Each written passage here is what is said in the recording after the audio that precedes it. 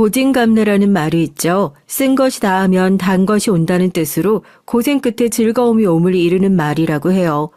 저만큼 인생의 쓴맛을 맛본 사람이 있을까 싶네요. 대를 이은 사업의 실패, 그로 인한 굴욕의 세월. 하지만 인내는 쓰디쓸지언정 그 열매는 달았죠. 그 달콤하고 상큼한 기분을 지금부터 한번 맛보여 드리고자 합니다. 저의 인생은 태어날 때부터 쓴맛이었어요. 친아빠는 제가 태어나기도 전에 저와 엄마를 떠났기 때문에 전 친아빠가 누군지도 몰라요. 엄마는 미혼모 시설에서 절 낳아 길렀고 직업을 구할 때까지 절 보육원에 맡겨놨죠. 그 일 때문에 엄마는 저에게 늘 미안해하셨어요. 전 기억조차 나지 않아서 엄마에게 미안해할 필요가 없다고 했는데도 말이에요. 엄마의 과거가 어땠는진 모르겠지만 외가쪽과 전혀 교류가 없었던 걸로 미루어 엄마의 인생도 아마 계속 쓴맛이었던 게 아닐까 추측했습니다. 제가 보육원에 있는 사이 엄마는 절 키울 정도로 자립하기 위해 무던히도 애를 썼어요. 우리 모년 서로를 안타까워하며 함께 한 지붕 아래서 살 날을 꿈꾸고 있었죠.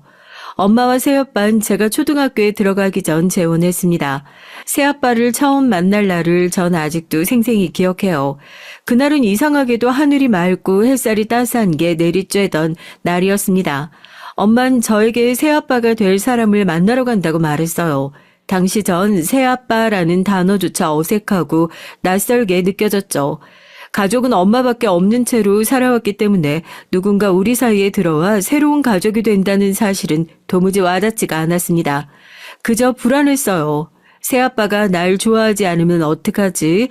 엄마가 그 사람만 챙기면 어떡하지? 같은 복잡한 생각이 들어 머릿속에 맴돌았죠. 약속 장소는 동네에 있는 분식집이었습니다. 제가 제일 좋아하는 곳이었죠. 엄마는 정성껏 화장을 하고 단정한 원피스를 입었어요. 전 평소 좋아하던 분홍색 원피스를 입고 머리를 단정하게 빗었지만 마음은 불편하기만 했죠. 분식집에 도착하니 엄마가 저기 계신 분이야 라며 한 남자를 가리켰어요. 그 남자는 키가 크고 단정한 셔츠를 입고 있었습니다. 나이가 조금 들어 보였지만 부드러운 인상을 가진 사람이었죠. 그는 우리를 보자마자 환하게 웃으며 자리에서 일어났습니다. 안녕 선영아? 그는 저를 보며 다정하게 말을 걸었어요. 전 안녕하세요 라고 작은 목소리로 인사했지만 속으론 여러 가지 감정이 복잡하게 뒤섞였죠. 작은 저의 눈엔 그가 한없이 커 보였고 조금 무섭게 느껴지기도 했어요. 그가 날 정말 좋아해 줄까? 내가 그를 좋아할 수 있을까? 이 사람이 진짜 아빠가 될 수 있을까? 입은 꾹 다물고 있었지만 그런 생각이 휘몰아쳤죠.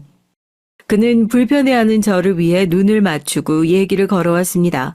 선영인 무슨 음식을 좋아해? 떡볶이, 김밥, 돈가스? 그는 제가 어린아이였던 걸 감안해 쉬운 질문들로 대화를 이어갔어요. 처음엔 어색했지만 그의 부드러운 말투와 웃음 덕분에 점점 긴장이 풀리기 시작했습니다. 돈가스 좋아해요 라고 대답하자 그는 환하게 웃으며 메뉴판에서 돈가스를 주문했어요. 우리 선영이가 좋아하는 걸 먹어야지 라고 말하는 그의 목소린 다정하고 따뜻했습니다. 우리 선영이. 전 그 말을 듣고 조금 마음이 열렸죠. 음식이 나오고 식사가 시작되자 그는 계속 저와 엄마를 챙겼습니다. 돈가스가 나오자 이거 뜨거우니까 조심히 먹어야 돼 라며 먹기 좋게 잘라 접시에 놓아줬죠. 엄마는 옆에서 조용히 미소 지으며 그 모습을 바라보고 있었습니다. 엄마가 완전히 그를 믿고 있는 느낌이 들어서 전 좀 더 편해질 수 있었어요. 선영아, 학교에서 뭐가 제일 재밌어? 요즘 배우는 것 중에 뭐가 가장 좋아? 그는 제가 대답할 때마다 고개를 끄덕이며 진지하게 들어줬습니다. 전 그가 정말로 저의 얘기를 재밌어 한다는 느낌이 들었어요. 그래서 조금씩 마음이 풀리고 긴장도 풀려서 제잘제잘 떠들어댔죠. 그날 가장 기억에 남는 건 식사를 마친 뒤 그가 작은 선물을 제게 건넸을 때였습니다.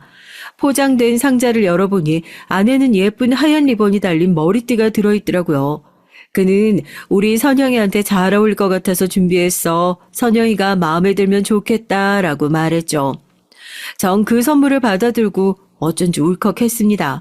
작은 선물이었지만 제가 아빠라고 부를 사람에게 받은 선물이란 생각이 들어서 마음이 묘했어요. 고마워요라고 작게 말하며 머리띠를 머리에 써봤습니다. 그는 정말 잘 어울린다. 역시 내가 딱 맞는 걸 골랐지. 라며 기뻐했습니다. 집으로 돌아가는 길에 엄마가 제 손을 꼭 잡으며 물었어요. 어땠어? 그 사람 괜찮았어? 전 잠시 고민하다가 착한 사람 같아. 라고 대답했죠. 엄마는 안도 안 든 미소를 지으며 저를 꼭 안아줬습니다. 그날 이후 그는 자주 우리를 만나러 왔고 전 그를 조금씩 받아들이게 됐어요. 저에게 진짜 아빠가 생겼다는 생각에 점점 설레기도 했죠. 엄마와 새아빠는 결혼식은 하지 않았지만 집에는 언제나 웨딩 사진이 걸려 있었습니다. 아마도 결혼식을 올리기엔 두 분이 그리 형편이 좋지 않았던 것 같아요. 하지만 전 우리 셋이 가족이라는 걸 누가 말하지 않아도 느낄 수 있었어요. 절 낳아준 엄마야 당연히 그랬고 새아빠는 절 친딸 이상으로 여겨주셨거든요. 제 생일마다 케이크를 사오고 엄마와 절 위해 여행 계획을 세우고 제가 학교에서 돌아오면 목마를 태워주곤 했습니다.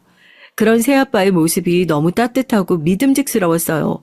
전 그를 진짜 아빠라고 생각하며 마음속 깊이 의지했어요. 하지만 그 행복은 오래가지 못했습니다. 제가 중학생이 되었을 무렵 새아빠가 운영하던 사업이 갑작스럽게 어려움에 빠지기 시작했어요. 처음엔 크게 신경 쓰지 않았죠. 우리 가족은 여전히 평범한 일상을 보내고 있었으니까요. 그런데 시간이 지나면서 새아빠의 얼굴에 어두운 그늘이 드리워지고 밤 늦게까지 사무실에 남아 일하며 피곤에 지친 모습이 자주 보였습니다. 그 와중에도 그는 저와 엄마에겐 아무렇지 않은 척을 했어요. 조금만 기다리면 괜찮아질 거야. 우리 가족은 문제 없어. 그는 항상 웃으며 그렇게 말했습니다. 그러던 어느 날 새아빠는 자신의 말을 지키지 못하고 저희를 떠났습니다. 그날 밤의 일이 아직도 제 머릿속에 사진처럼 남아있어요. 깊은 밤이었고 전 엄마가 흐느끼는 소리를 들으며 잠에서 깼습니다.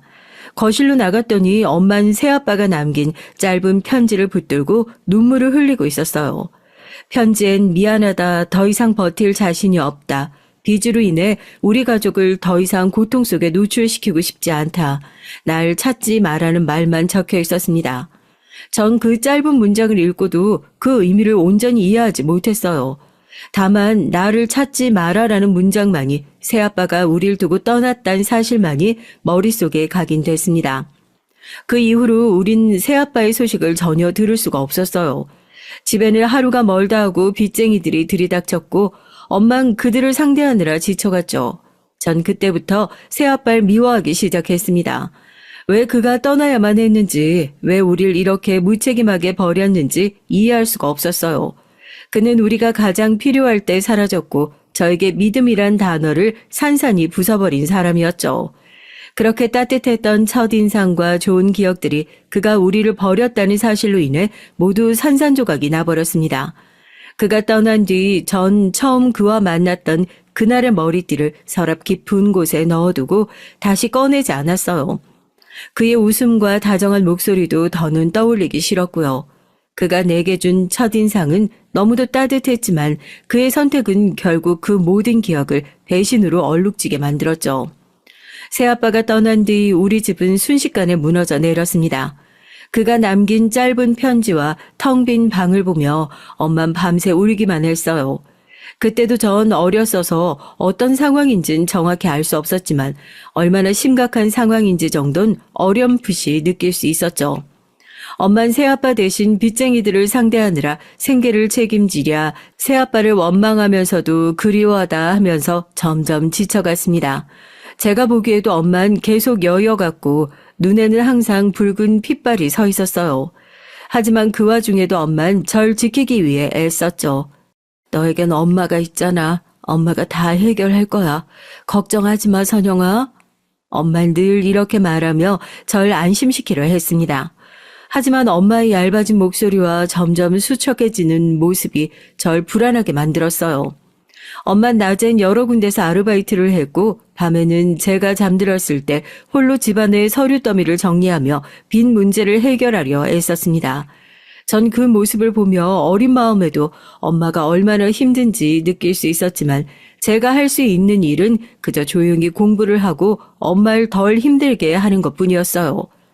그렇게 몇 년을 버텼죠. 엄마 말 그대로 몸이 부서져라 이랬지만 빚은 쉽게 줄어들지 않았습니다. 새아빠가 남긴 빚의 무게는 생각보다 훨씬 컸고 엄마는 한 번도 그를 원망하는 말을 입 밖으로 내지 않았어요. 네 아빠도 많이 힘들었을 거야. 엄만 이렇게 말하며 그를 이해하려고 했습니다. 하지만 전 그를 용서할 수가 없었어요. 그가 우리를 떠난 뒤 엄마가 얼마나 고생했는지, 제가 얼마나 외로웠는지 그가 알 리가 없었으니까요. 엄만 제가 고등학교에 올라갈 무렵부터 몸 상태가 급격히 나빠졌습니다. 오랜 시간 무리하게 일하고 제대로 먹지도 못한 탓인지 엄만 자주 쓰러졌어요. 병원에 갔더니 의사는 과로로 인한 만성질환이 심각하다고 했습니다. 엄마에게 더 이상 무리하지 말고 쉬라고 했지만 엄만 멈출 수 없었어요. 쉬면 안 돼. 엄만 우리 선영이가 더 이상 마음고생하지 않도록 할 거야. 엄만 자신을 돌볼 겨를 없이 계속 일을 했습니다. 전 그런 엄마를 말리지 못했고 그저 새아빠 대신 엄마를 안아줄 수밖에 없었죠. 그리고 결국 사고가 일어났어요. 엄마는 아르바이트를 마치고 돌아오던 중 교통사고를 당했습니다. 사고 소식을 들었을 때 전 학교에서 수업을 듣고 있었어요. 병원으로 달려갔지만 엄마는 의식이 없는 상태였죠. 전 병원 복도에 주저앉아 울었습니다. 왜 세상이 이렇게 우리를 몰아붙이는지 이해할 수 없었어요. 엄마는 결국 며칠 뒤 숨을 거뒀고 전 홀로 남겨졌습니다. 엄마의 장례식은 씁쓸했어요. 몇몇 주변 사람들이 와서 형식적으로 조문했지만 그 누구도 우리를 제대로 도와주려 하지 않았습니다. 엄마가 떠난 뒤 전 세상에서 가장 외로운 사람이 된 것 같았어요. 어린 나이에 감당하기에는 세상이 너무 컸고 엄마가 제 옆에 있을 땐 그래도 버틸 수 있었지만 엄마가 사라진 뒤 전 완전히 혼자가 된 것만 같았어요. 엄마가 제게 선영아 넌 항상 잘할 거야. 엄만 널 믿어. 라고 말했던 목소리가 떠올랐지만 그 믿음조차 버거운 짐처럼 느껴졌습니다. 장례식조차 오지 않은 아니 올 수 없는 새아빠가 그래서 더욱 원망스럽고 그가 엄마를 죽인 것만 같아서 전 더욱 그를 용서할 수가 없었어요. 차라리 떠나지 않고 엄마 곁에서라도 있었더라면 엄마가 저렇게 고생만 하다가 배신당한 기억만 안고 세상을 떠나진 않았을 텐데 엄마가 불쌍해서 전 견딜 수가 없었습니다. 홀로 남은 전 어떻게든 살아야 했어요. 전 아르바이트를 하며 학비를 마련하고 학교를 다녔습니다. 누군가는 저를 동정했지만 그 동정조차 모욕적으로 느껴졌죠. 가엾은 아이라는 시선을 받으면서도 전 이를 악물고 버텼어요. 엄마가 제게 보여준 강인함을 담고 싶었기 때문이었죠. 하지만 매일 밤 이불을 뒤집어 쓰고 몰래 울곤 했습니다. 엄마가 너무 보고 싶었고 엄마가 내 곁에 있다면 지금의 이 고통을 조금은 나눌 수 있을 거란 생각이 들었거든요. 외로움은 절 나약하게 했어요. 전 사람에게 쉽사리 마음을 열지 못하고 움츠러들어 살고 있었죠. 좋은 사람들도 많았지만 제 마음을 열었다가 또다시 저만 남겨질까봐 두려웠죠. 친아빠처럼 새아빠처럼 그리고 갑작스럽게 세상을 떠난 엄마처럼요. 가장 사랑하고 믿었던 사람들이었기에 그 상처가 많이 깊었던 것 같아요. 제가 마음을 열지 않으니 저에게 다가왔던 사람들도 저와 친해지기 어렵다고 생각하고 멀어졌고 저는 늘 외톨이로 지냈습니다. 그런 저에게 다가와준 사람이 바로 남편이었어요. 제가 처음 회사에 입사했을 때 낯설고 서툴렀던 그 시절 그는 저에게 따뜻한 손을 내밀어준 유일한 사람이었습니다. 신입사원으로서의 긴장감과 적응하지 못한 외로움 속에서 그의 존재는 제게 큰 위로였죠. 신입사원 교육을 마친 뒤 배정받은 부서에 갔을 때 거기서 남편을 처음 봤어요. 그는 팀의 팀장이었고 단정한 셔츠와 묶이지 않은 넥타이가 어딘지 친근한 느낌을 줬죠. 다른 상사들과 다르게 과장되거나 위압적이지 않았던 그의 태도가 기억에 남네요. 전 회사에서도 외톨이 같은 존재였습니다. 저의 직장은 규모는 크지 않았지만 직원들 간의 경쟁이 치열한 곳이었어요. 동료들끼린 이미 오래된 관계가 형성되어 있었고 전 그들 사이에서 조심스레 자리를 찾아야만 했습니다. 하지만 익숙하지 않은 회사 문화에 적응하는 건 쉽지 않았어요. 회의 시간에 발언할 기회가 없었고 아이디어를 제안하면 무시당하기 일쑤였죠. 뒤에서 직원들은 수군거렸고요.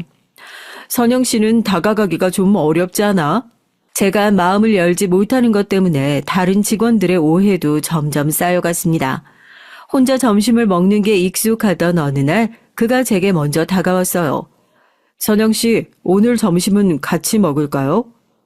그의 한마디에 놀라 저요? 라고 물었더니 그는 웃으며 네, 선영 씨 뭔가 고민하고 있는 것 같아서요. 잠깐 바람 쐬면서 얘기해보는 것도 좋을 것 같아요. 라고 말을 하더군요. 조금 뜬금없긴 했지만 상사의 말을 거절할 수 없어서 함께 회사 밖으로 나갔죠. 그렇게 우린 회사 근처 작은 분식집에서 점심을 먹게 됐습니다.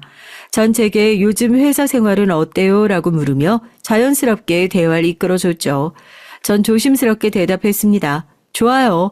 다만 제가 좀 미숙해서. 그는 제 말을 진지하게 들으며 고개를 끄덕였습니다. 처음엔 누구나 그래요. 저도 신입사원 땐 그랬으니까요. 중요한 건 스스로를 너무 몰아붙이지 않는 거예요. 실패해도 괜찮으니까 천천히 배워나가면 되죠. 공교롭게도 전 그 분식집에서 돈가스를 시켰고 그는 제게 계속 말을 걸면서 제 돈가스를 직접 잘라줬어요. 마치 예전에 새아빠를 처음 만났을 때처럼요. 그런 상황 속에선지 전 어쩐지 설레는 마음이 들었고 그의 말은 제게 새로운 용기를 심어줬습니다. 회사에선 절 제대로 알지 못한 채 그저 어울리지 못하는 사람으로 대하는 사람들 뿐이었는데 그는 처음으로 제 얘기를 들어주고 제가 느끼는 감정을 공감해줬죠. 그날 이후로 그는 제가 힘들어 보이면 꼭 먼저 말을 걸어줬어요. 오늘은 어떤가요? 라며 지나가는 말처럼 제 안부를 묻기도 하고 제가 실수로 보고서를 잘못 작성했을 때도 괜찮아요. 다음엔 더 잘할 수 있어요. 라며 절 다독여줬습니다. 그는 제가 회사에 조금씩 적응하도록 뒤에서 밀어주고 필요할 땐 조용히 손을 잡아주는 사람이었어요. 우리가 연애를 시작하게 된 계긴 예상치 못한 일이었습니다. 어느 날 제가 회사 프로젝트에서 큰 실수를 했고 그 일로 팀 전체가 야근을 하게 됐어요. 전 울고 싶었지만 꼭 참으며 남은 일을 처리하고 있었어요. 야근이 끝나갈 무렵 그는 제게 커피 한 잔을 건네며 말했습니다. 선영 씨, 너무 자책하지 말아요. 누구나 실수하는 거니까요. 그리고 당신이 열심히 하고 있다는 걸 전 알아요. 그의 그 말 한마디에 그동안 참아왔던 눈물이 왈칵 쏟아졌어요. 그날 이후 우린 자연스럽게 더 자주 대화를 나누게 됐고 주말에도 만나 차를 마시거나 산책을 하며 서로에 대해 조금씩 알아갔죠. 그는 제게 늘 든든한 존재였고 제가 혼자라고 느끼지 않아도 곁에 있어주는 사람이었습니다. 그와 함께 있을 때면 마음이 따뜻하고 편안했어요. 마치 어린 시절 누군가 제 손을 잡고 이끌어주던 그런 느낌이었죠. 그가 제게 고백한 날 그는 이렇게 말했습니다. 선영 씨, 전 당신이 스스로를 더 사랑했으면 좋겠어요. 당신은 충분히 멋진 사람이에요. 제가 당신 곁에서 그걸 계속 말해주고 싶어요. 그 말에 전 눈물을 흘리고 고개를 끄덕였죠. 그는 제 외로움과 불안을 따뜻함과 안정감으로 바꿔준 사람이었고 전 그의 고백에 마침내 마음을 열었습니다. 그와의 결혼은 제 인생에서 가장 큰 전환점이 됐어요. 그는 절 늘 응원하고 믿어주는 사람이었고 제가 힘들 때마다 손을 내밀어주는 유일한 사람이었죠. 회사라는 낯선 환경 속에서 외톨이였던 저에게 따뜻하게 다가와준 그 분식집에서의 기억은 지금도 제게 잊을 수 없는 순간으로 남아 있습니다. 시부모님은 외국에서 살고 계셔서 1년에 한두 번 정도만 오셨어요. 두 분 모두 좋은 분들이셨고 제가 조실부모했다는 얘기를 듣자마자 눈물을 글썽이시며 얼마나 힘들었을까 하고 제 손을 따뜻하게 잡아주시더라고요. 정말 오랜만에 느껴보는 부모님의 정이었기에 저도 많이 울었죠. 비록 멀리 계셨지만 언제든 마음으론 의지가 되는 분들이셨어요. 남편에겐 남동생이 하나 있었는데 늘상 바빠서 얼굴 한번 보기 힘들었죠. 남편과 시동생은 사이가 좋았고 저와 좋지도 나쁘지도 않은 적당한 거리를 유지하고 살았습니다. 시동생은 남편보다 훨씬 일찍 결혼해서 아내와 아이도 있었어요. 저에겐 동서인 그녀와의 첫 만남은 매우 낯설고 복잡한 감정을 남겼습니다. 남편과 결혼하기 전 시댁 어른들을 뵈러 갔을 때 동서도 함께 있었어요. 쌍둥이를 임신한 상태였는데 그녀는 외모와 태도에서부터 세련미와 당당한 여유로움이 묻어났죠.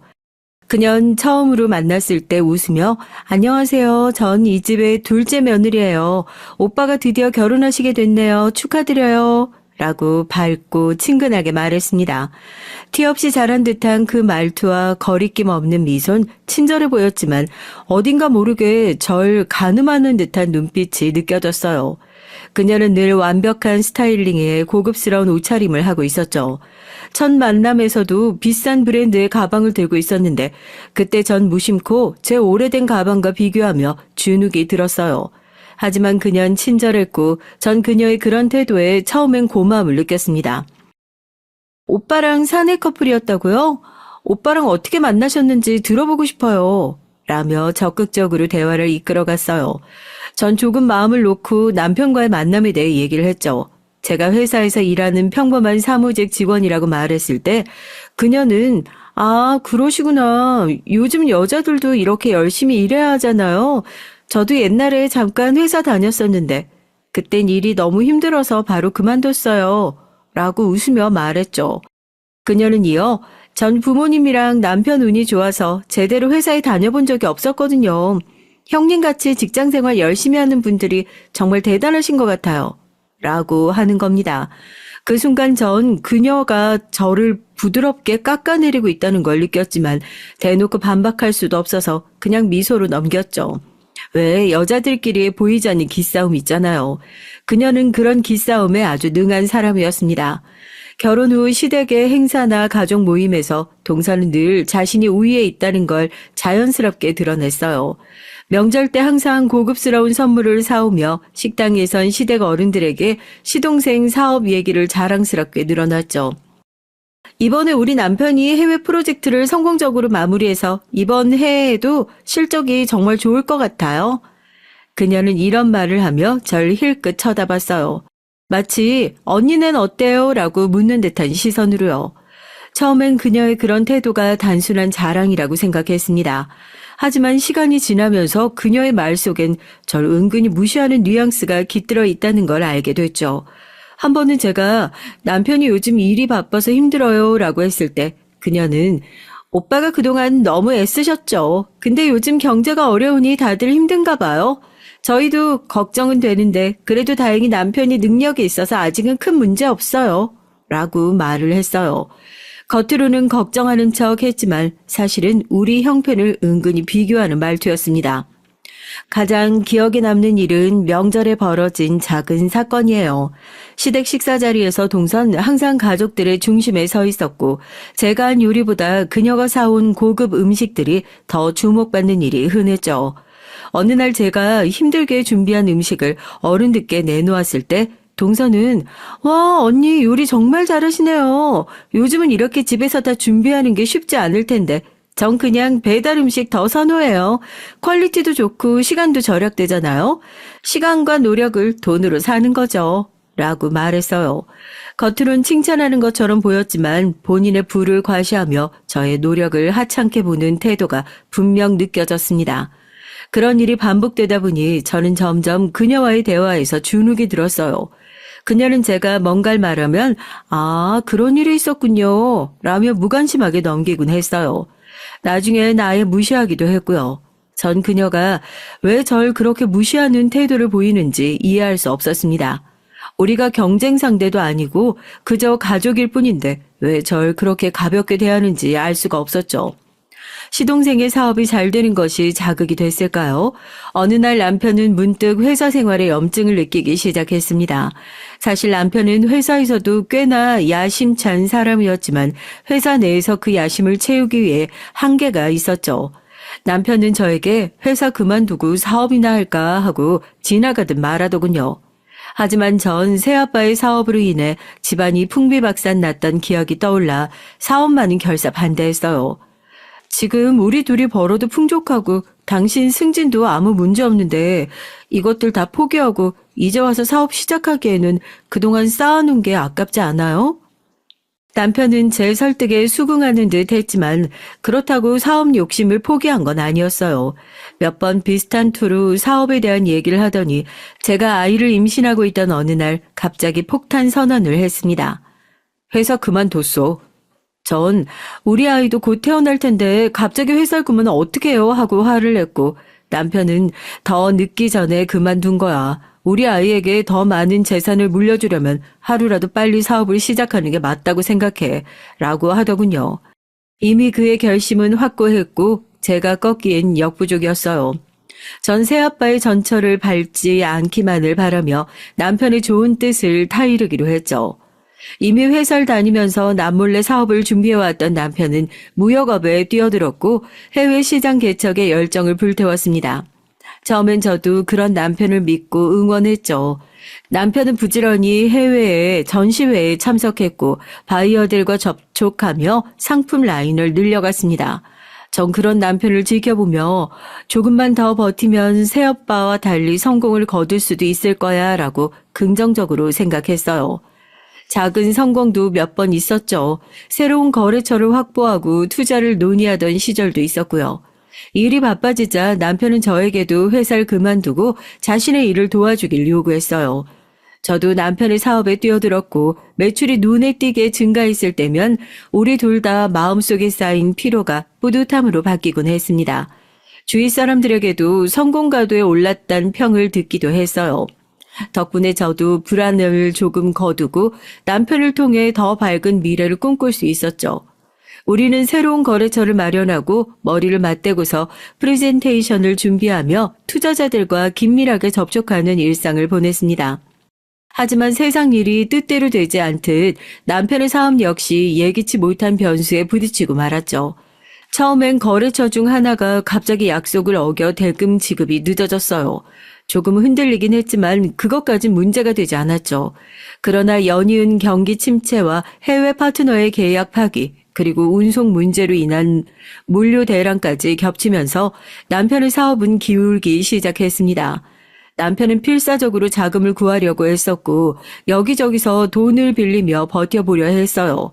하지만 적자를 메우기엔 역부족이었고 결국 그는 감당할 수 없는 빚을 떠안게 됐습니다.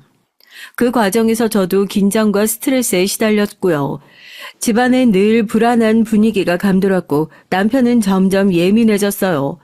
밤낮 없이 일하며 대출금을 갚아보려고 했지만 자금 순환이 막혀 도무지 숨 쉴 틈이 없었죠. 서류가 산더미처럼 쌓이고 투자자들의 약속은 번번이 어그러지고 외국 파트너에게선 더 이상 연락이 오지 않았어요. 남편은 잠을 제대로 자지 못했고 저에게도 신경질을 부리기 일쑤였습니다. 결국 우려했던 대로 남편의 사업이 이렇게 무너진다는 현실을 직면하고 말았고 다시 시작된 그 과정을 겪는 건 정말 고통스러웠어요.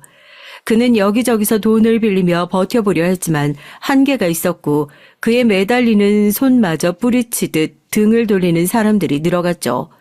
몇 번이나 빌고 또 빌어봤지만 남은 건 빚더미와 바닥난 체력 그리고 상실감뿐이었습니다. 그런 과정에서 저 또한 계속되는 긴장과 불안 속에 시달렸어요. 집안은 늘 음울한 기운이 감돌았고 남편은 예민해져서 사소한 일에도 화를 냈고요. 그렇다고 제가 그를 탓할 수도 없었어요. 그 역시 먹고 살 길을 찾기 위해 사랑하는 우리 아이를 위해 몸부림치는 처지였으니까요. 밤에 잠을 설치다 아이를 들여다보는 남편의 굽은 어깨를 보면 마음이 미어졌습니다. 투자자들의 약속은 속빈 강정처럼 부서져 나갔고 해외 시장 진출에 대한 희망은 사라졌어요. 그런 날이 반복되다 보니 어느 순간부터 저도 더 이상 미래를 밝게 그리지 못하겠더군요. 몇 달 전만 해도 다시 일어설 수 있어라고 스스로를 격려했는데 이젠 어떻게 버텨야 하나라는 막막한 물음표만 남아있었죠. 남편은 한계에 다다랐고 필사적으로 이 상황을 수습하려고 동분서주했지만 역부족이었습니다. 얼마 지나지 않아 폐업을 결정해야 했어요. 그 결정은 우리 삶을 송두리째 뒤흔들어 놨죠. 마치 모래성처럼 허무하게 무너진 사업 자리에 남은 것은 막대한 빚과 더 이상 감당할 수 없는 고통뿐이었습니다. 남편이 폐업을 결정한 날, 전 마치 시커먼 웅덩이 속에 빠진 듯한 기분이었어요. 가슴속에서 무언가 쿵 하고 떨어지는 느낌이 들었죠. 대출금 독촉 전화와 체납된 공과금 고지서가 우리를 끝없이 조여왔고 전셋집에서마저 나가야 할 상황이 되자 더 이상 피할 곳이 없었어요. 돈을 빌려줬던 남편 쪽 친척들도 대부분 남편을 무능하다고 비난하거나 조금 도와주는 척 이내 등을 돌렸죠. 우리 부부는 코너에 몰린 생쥐처럼 어디로도 도망칠 수 없었습니다. 그때 마지막으로 남편은 동서 부부에게 연락을 했어요. 청담동에 사는 동선 외형상으로나 재정적으로나 충분히 여유가 있었고 그래도 자기 형이니 차마 내치지는 않겠거니 하면서요. 솔직히 말하자면 전 동서에게 도움을 청하는 것이 못내 꺼림칙했습니다. 말투는 정중했지만 속뜻을 알 수 없는 미소. 나름 끝없이 비교하고 무시하며 누르려는 시선들이 늘 불편했죠. 그런 사람에게 우리가 손 벌려야 한다는 현실이 너무나 비참했고 수치스러웠습니다. 하지만 달리 방법이 없었고 남편은 자존심을 굽혀서라도 우리들 살 길을 찾아야 한다고 했어요. 조금만 버티자. 우리 아들도 아직 어린데 여관방 전전할 순 없잖아.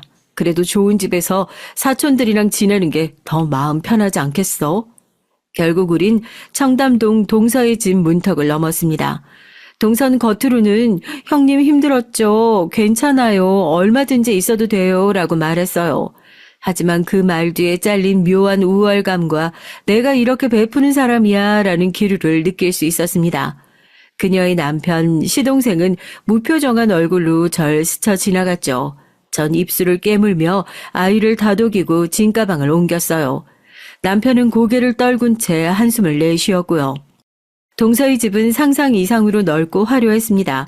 마치 제가 드라마 속 재벌가의 저택에 들어온 듯한 기분이었죠.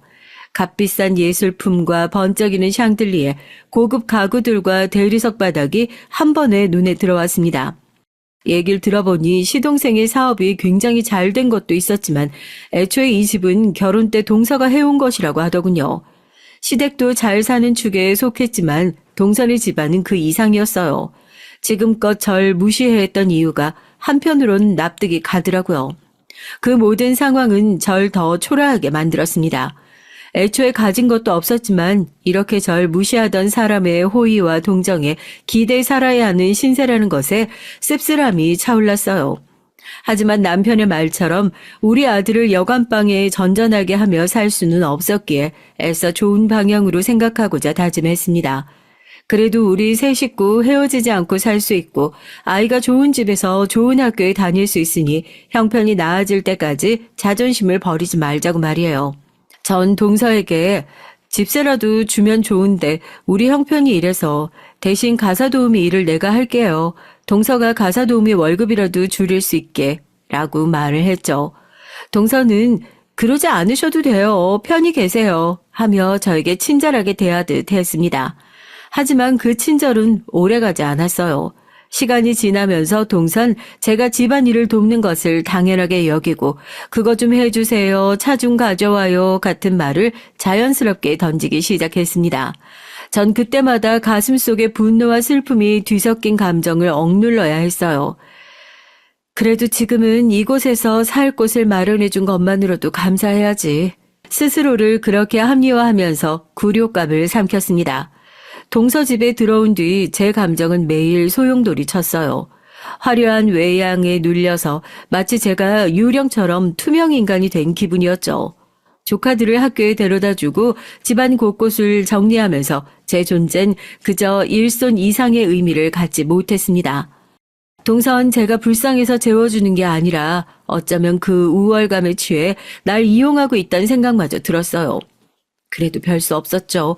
우리 가족 모두 바닥까지 내려간 상황에서 이것저것 따질 겨를이 없었습니다. 동서의 냉대는 날이 갈수록 더 심해졌어요. 아무리 집이 넓다고 해도 객식구가 집에 들어와 있는 상황이 편할 리는 없었겠죠. 남편은 하루라도 빨리 빚을 갚겠다며 단기간에 돈을 더 많이 주는 일을 찾아 지방의 신도시 개발하는 곳들을 찾아 떠나버렸고 저와 아이만 남아있게 됐어요. 동서 입장에선 사실상 남인 사람들이 눌러앉아 있는 셈이었으니 이해가 안 가는 건 아니었죠. 하지만 그걸 감안해도 지나치게 절 하대하고 때로는 정말 날 하녀처럼 생각하나 하는 생각이 들 정도였어요. 바닥에 머리카락 한 올이라도 보면 한숨을 쉬며 청소나 하는 거야 마는 거야 하고 중얼거리고 싱크대에 물기가 조금이라도 있으면 일머리가 이렇게 없어서야 하곤 했어요. 고기를 사와서 열심히 구워 식구들 먹이고 나면 제가 먹을 건 한 점도 없었고 자다가 화장실이라도 가면 안방문 열고 나와서 신경질적으로 형님 제가 방귀가 밝아서 그러는데 밤엔 화장실 좀 자제해 주세요. 하더니 문 쾅 닫고 들어가기도 했어요. 안에서는 도대체 언제까지 있을 작정이야 하면서 시동생과 다투는 소리도 들렸고요. 동서가 저에게 심하게 화를 낼 땐 조카들이 저희 아이와 놀다가 다쳤을 때였어요. 부족한 것 없이 자란 아이들이라서 그런지 조금 거칠게 노는 편이었고 그러다 싸움이 나서 조카가 넘어지는 바람에 무릎이 까졌죠. 조카는 동서에게 쟤 때문에 다쳤어. 쟤 나가라고 해. 하며 엉엉 울었고 동서는 자기 아이가 다치니 눈이 뒤집혔어요. 형님, 아이들 제대로 안 보고 뭐 하셨어요? 세상에 이 피 좀 봐. 형님, 아들 교육 좀 똑바로 하세요. 진짜 없이 자란 애들 이래서 안 된다니까. 저도 저희 아이가 그런 말 듣고 있는 것이 화가 나서 아이들끼리 놀다가 그런 건데 말이 너무 심하네요, 동서. 하고 겨우 한마디 했어요. 그러자 동선 어이없어. 지금 어디다 대고 말대꾸예요? 하더라고요. 말대꾸라니. 그거야말로 명백히 절 아랫사람으로 보고 있단 말이었죠. 전 역시 화가 머리 끝까지 났지만 겨우 눌렀습니다. 퇴근한 시동생과 동서가 아이들 일로 언성을 높이는 동안 전 정말 그 집에서 나가고 싶어서 짐까지 쌌어요. 하지만 시동생이 중재에 나섰죠. 이러시면 제가 형이랑 부모님 얼굴 어떻게 봅니까? 애들 일에 와이프가 조금 예민하게 굴었던 것 같네요. 죄송합니다. 시동생이 시킨 건지 동선 부르퉁한 얼굴로 저에게 사과를 하더군요. 하지만 저와 동선 이미 돌이킬 수 없는 강을 건넌 상황이었어요. 매일 아침 눈을 뜰 때마다 전 자존심을 한 조각씩 내려놓아야 했습니다. 오늘은 어떤 심부름을 해야 하지? 오늘은 또 어떤 모욕적인 말을 들어야 하나? 라는 불안과 초조함 속에 살아갔죠. 한때 남편과 함께 세상에 맞서겠다고 우리 힘으로 무엇이든 이뤄내겠다고 다짐했던 내 자신이 얼마나 초라한가를 매일 깨달았어요. 그렇게 끝없는 굴욕과 무력감에 허덕이던 와중 그 사건이 벌어졌습니다. 어느 날이었어요. 동서가 오늘 아버지가 오신다고 했고요. 동서의 아버지, 저는 이미 그분에 대해 들어본 적이 있습니다. 그분이 얼마나 성공했고 얼마나 많은 재산을 모았고 또 얼마나 자랑스러운 가문인지 귀에 못이 박히도록 들었거든요. 동서는 아버지 앞에서 최대한 우아하게 보이려고 분주히 거실을 정리했고 전 아이들이 어지르는 장난감을 치우며 뒷정리를 했어요. 동서는 제게 오늘 아버지 오시면 꼭 예의 갖추고 행동해요. 괜히 짧은 생각으로 실수하지 말고 라며 차갑게 일렀습니다. 전 그 말에 고개만 끄덕였어요. 어차피 전 동서와 가족 관계가 아니라 이 집의 한낱 도우미에 지나지 않으니까요. 저녁 무렵 현관문이 열리고 노년의 남자가 들어왔습니다. 그는 큰 키에 단정한 정장 차림이었고 머리는 세련되게 다듬어져 있었죠. 뒷짐을 지고 거실로 천천히 걸어 들어오는데 동서는 이미 환한 미소로 아버지 오셨어요 하고 맞이했습니다. 전 거실 구석에 있었고 조용히 고개를 숙이고 있었죠. 동서가 저를 향해 눈짓하며 아줌마 차 좀 가져와요 라고 말했습니다. 그 순간 전 마치 남들 앞에서 비천한 내 신분을 드러내는 듯이 낯이 화끈거렸죠.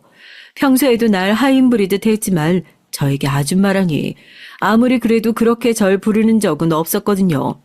전 당황해서 저도 모르게 네? 하고 되물었고 동서는 짜증스러운 얼굴로 저에게 차 가져오라고요 하고 다시 한번 말했습니다. 전 주방으로 들어가 가장 고급스러운 찻잔 세트를 꺼내고 조용히 차를 우려냈어요.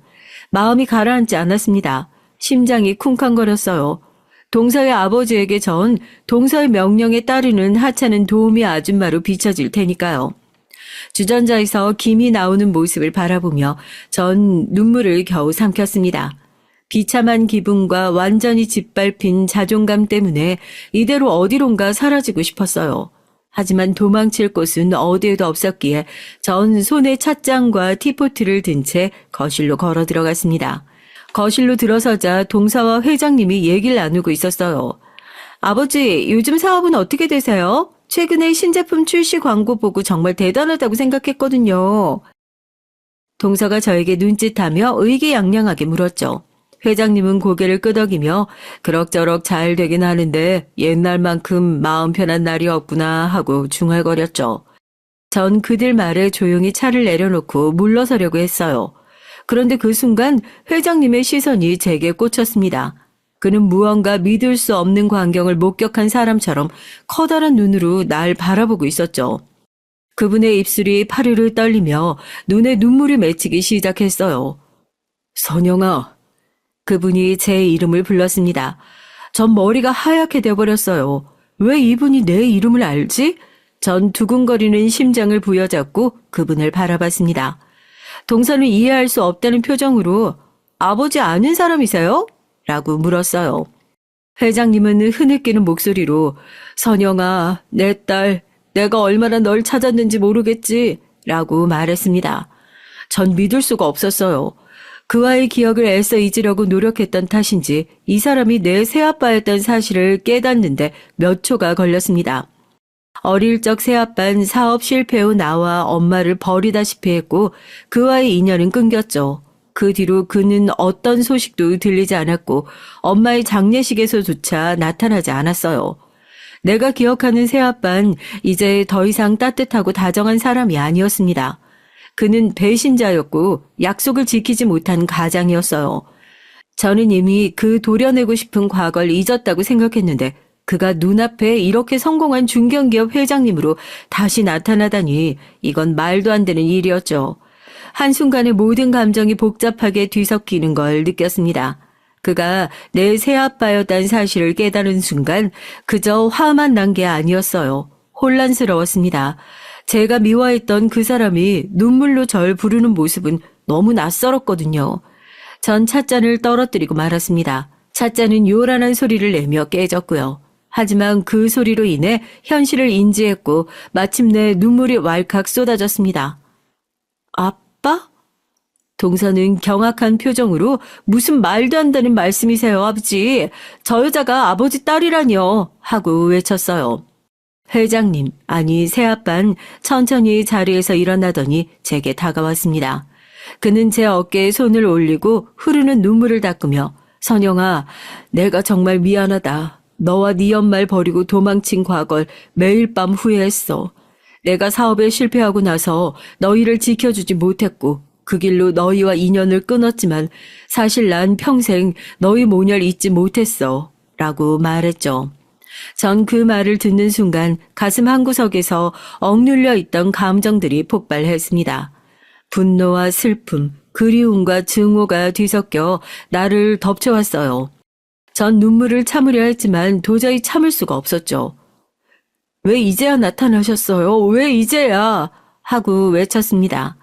동선 아연실색한 채 뒷걸음을 쳤고 그 순간 전 제가 이 집에서 하녀로 지내며 느꼈던 모든 굴욕감, 남편의 실패로 인한 절망감, 그리고 이복 아버지에 대한 배신감이 한꺼번에 밀려들듯이 자리에 서 있을 수조차 없었습니다.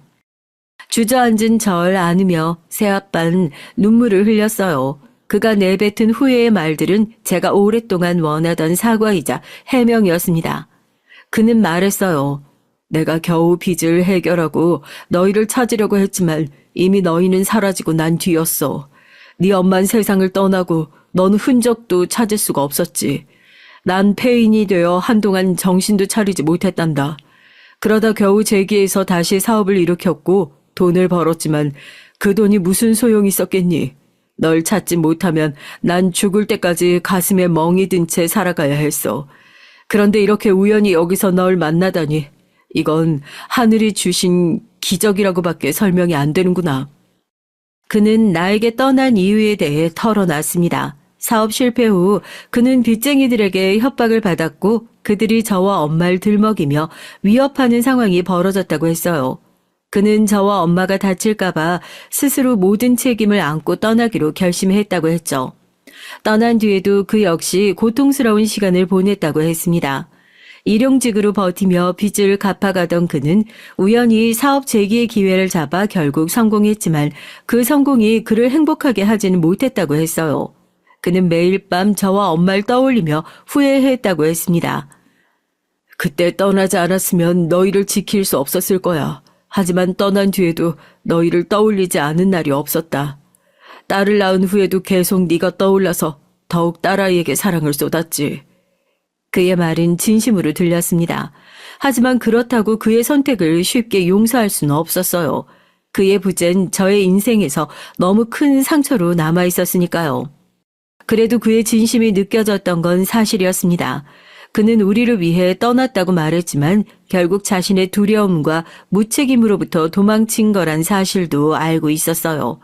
하지만 한 가지는 확실했죠. 그는 지금 저의 앞에 서서 과거를 되돌리고 싶어 하고 있었다는 거예요. 그 사실이 제 마음을 조금씩 녹여갔습니다. 동서는 이해할 수 없단 표정으로 말도 안 돼. 이 여자가 아버지 딸이라고? 도대체 어떻게 된 거예요? 그럼 저와 이 여자가 가족이라도 된단 말이에요? 하고 벌어진 입을 다물질 못했죠. 새아빠는 동서를 향해 그래, 이 아이는 내 친자식은 아니지만 친자식과 다를 것 하나 없는 내 딸이다. 내가 한때 가정을 지키지 못해 이렇게 어긋나 버렸지만 이젠 내가 정말로 속죄하고 싶다 라고 말했어요. 그 순간 동선 눈빛이 복잡해 보였습니다. 지금까지 하녀처럼 부렸던 제가 그렇게 떠받드는 자기 아버지의 딸이라니 충격이었을 거예요. 전 새아빠 무릎에 엎드려 울었습니다. 왜 이제 오셨어요? 왜 이제야? 엄마가 얼마나 외롭게 세상을 떠났는데 내가 얼마나 외로웠는데. 새아빠는 제 어깨를 다독이며 미안하다 선영아. 내가 모든 걸 망쳐버렸어. 이제 다시 시작해보자. 모든 힘을 다해 널 도우마 라고 했어요. 전 그제야 새아빠의 얼굴을 제대로 들여다봤죠. 이젠 세월을 맞아 주름진 그의 눈깔 보니 그날의 머리띠와 웃음을 떠올리게 했죠. 그는 내게 말했습니다. 그때 너와 네 엄마를 떠난 건 내 인생에서 가장 큰 실수였어. 그 순간 난 그 따뜻했던 첫 만남이 거짓이 아니었다는 걸 느꼈습니다. 어릴 적 날 진심으로 사랑해줬던 그 사람이 지금도 여전히 날 잊지 않았다는 걸 알게 됐죠. 동서는 그 모든 상황을 지켜보며 당혹감에 말을 잇지 못했습니다. 동서는 이 집의 주인이었다가 그 순간만큼은 엑스트라가 되어 말없이 우리를 바라봤고 저 또한 그녀에게 따로 말을 걸지 않았어요. 어차피 시간이 지나면 모든 관계는 재정립될 테고 그녀도 적응할 시간이 필요하겠죠. 적어도 오늘 이전까지처럼 하녀처럼 여기던 동서가 이젠 저를 함부로 무시할 수는 없을 테니까요. 그날 이후로 제 삶은 조금씩 달라졌습니다. 새아빠는 약속대로 남편의 빚 문제를 해결하는 데 도움을 줬고요. 저와 남편, 저의 아이가 살 집도 마련해 주셨고 남편과 저의 취직 자리까지 알아봐 주셨습니다. 모든 건 너무나도 순조롭게 풀려서 허탈할 지경이었죠. 남편도 차차 안정을 찾았고 우린 다시 열심히 살며 무너졌던 우리의 삶을 다시 한번 세워나가고 있어요. 지금 이 순간에도 가슴 한구석에선 여전히 복잡한 감정들이 소용돌이 치고 있지만 적어도 전 다시 걸어갈 힘을 얻었습니다. 물론 그렇다고 과거의 상처가 쉽게 아물진 않죠. 전 여전히 그에게 분노와 서운함이 남아있었고 엄마와 겪은 어두운 과거를 완전히 잊는 건 쉽지 않았어요. 하지만 최소한 이제 우린 서로를 피하지 않고 대화했습니다. 그의 눈물 어린 사과가 절 움직였고 저도 그를 한때는 진정으로 사랑했던 가족이었음을 인정하게 됐어요. 그렇게 전 그와 천천히 관계를 회복해 나가기로 했습니다. 완전히 용서하진 못했지만 그의 진심이 닿았기 때문에 과거의 상처를 조금씩 봉합해 나갈 수 있을 것 같았죠. 새 아빠와의 재회는 저를 혼란스럽게 했지만 동시에 제 인생에 또 다른 전환점을 만들어줬습니다. 그는 제가 잃었던 믿음과 자존심을 되찾을 기회를 다시 제공해줬고 전 그 기회를 발판 삼아 일어서기로 결심했어요. 그는 배신과 재회는 제 삶에서 가장 큰 상처이자 새로운 희망의 시작이 됐습니다. 그렇게 제 인생의 한 페이지가 넘어갔어요. 과거와 현재 그리고 미래가 뒤엉켜버린 청담동 저택 거실 한가운데서 터진 사건과 충격적인 재회는 제 심장을 찌른 동시에 절 다시 숨쉬게 만들었습니다. 한때 아줌마라고 불리며 차를 내오라는 명령을 받던 비참한 처지였지만 이젠 절 사랑해주는 새아빠도 찾았고 우리 부부와 아이가 온전히 우리끼리 함께 지낼 수 있게 된 것만으로도 전 감사했어요. 새아빠 앞에서 절 아줌마라고 불렀던 동서의 반응과 당황스러운 표정은 아마 두고두고 잊지 못할 겁니다. 새아빠는 동서에게 피가 섞이진 않았지만 그래도 친언니라 생각하고 잘 지내라고 하셨고 동서는 아무 대답도 하지 않더라고요. 동서와는 그날 이후로 거의 만나지 못했어요. 아마도 자기 마음이 불편해서였겠죠. 그렇게 무시하고 하대하던 절 하루아침에 언니라고 부를 거라곤 기대도 하지 않았어요. 그리고 무엇보다 이젠 그녀가 날 어떻게 보든 크게 중요하지 않았으니까요. 동서가 절 아무리 무시해도 저는 저였습니다. 전 이 경험을 바탕으로 더 단단해질 것이고 언젠가 이 모든 일들을 담담히 회상하며 웃을 수 있게 되겠죠. 지금은 그저 한 발 한 발 나아갈 뿐이에요. 앞으로 어떤 일이 벌어질지 또 어떤 시험대에 오를지 모르겠네요. 하지만 이제 전 과거처럼 주저앉지 않을 겁니다. 전 저의 길을 갈 거고 그 길 끝에서 제가 원하는 행복을 찾을 거예요. 안녕하세요. 저는 30대 중반의 여성입니다. 아주 최근까지 남편과 우리 뽐이랑 알콩달콩 행복하게 살고 있었어요. 구독자 여러분들은 자식 새끼처럼 10년 이상 키운 강아지를 어처구니 없이 잃어버렸다면 어떤 기분이 드실 것 같으신가요? 전 최근에 정말 사랑하는 강아지를 잃었습니다. 우리 뽐이가 집을 나갔냐고요? 아니요. 뽐이가 제 곁에서 사라진 건 어처구니 없는 사상을 가진 시어머니 때문이에요. 그래서 전 너무 화가 나고 황당해서 남편과의 이혼을 준비하고 있습니다. 그 이유는 제 남편 때문이 아니라 어디까지나 말도 안 되는 이유로 제 강아지를 해코지한 시어머니 때문이에요. 제가 왜 이혼 소송을 선택하게 됐는지 여러분들께서 끝까지 들어주신 후 현명한 판단을 부탁드립니다. 전 강아지를 아주 좋아하는 반려인이에요. 이젠 반려인이었다라고 말을 하는 게 맞겠죠. 지금도 그 사건을 생각만 하면 가슴속 깊은 곳에서 분노와 슬픔이 차오르는데요. 전 10년이 넘게 키운 강아지가 있었습니다. 그 아이 이름은 뽐이었어요. 남편과 결혼하기 전부터 우리 뽐인 저와 둘도 없는 강아지였죠. 제가 기쁠 때나 슬플 때나 항상 뽐인 제 곁을 지키던 가족 같은 아이였습니다. 강아지를 키워보신 분들 계실까요? 그런 구독자분들 계시다면 아시겠지만 그 맑고 투명한 눈을 들여다보고 있으면 근심 걱정이 다 사라지잖아요. 그리고 또 강아지들은 주인의 기분을 다 느끼고 위로해준다는 면에서 전 강아지가 참 좋은 것 같습니다. 우리 뽐이랑 만났을 때의 얘기를 잠깐 해볼게요. 우리 뽐인 제가 10년 전 유기견 센터에서 봉사활동을 할 때 만났던 아이였는데요. 처음엔 길거리에서 얼마나 고생을 했는지 사람을 봐도 깜짝 놀라며 슬슬 피하더라고요. 저도 강아지들한테 인기가 있고 강아지를 좋아하기도 하는데 우리 뽐이랑 친해지기까진 좀 시간이 많이 걸릴 정도였으니 뽐이가 얼마나 막 겁이 많은 개였는지 여러분도 충분히 짐작하실 수 있으리라 생각이 되네요. 전 그 아이가 첫눈에 마음에 들었어요. 뽐이는 장모 치와와인데요. 무슨 소리만 들리면 귀를 쫑긋하면서 호기심이 많던 아이였습니다. 그런데 뽐이의 전 주인은 그런 착하고 예쁜 강아지를 학대 방임하다 길거리에 버린 모양이었어요. 뽐인 처음 길에서 구조되었을 때 목에 철사가 감겨 있었다고 하더라고요.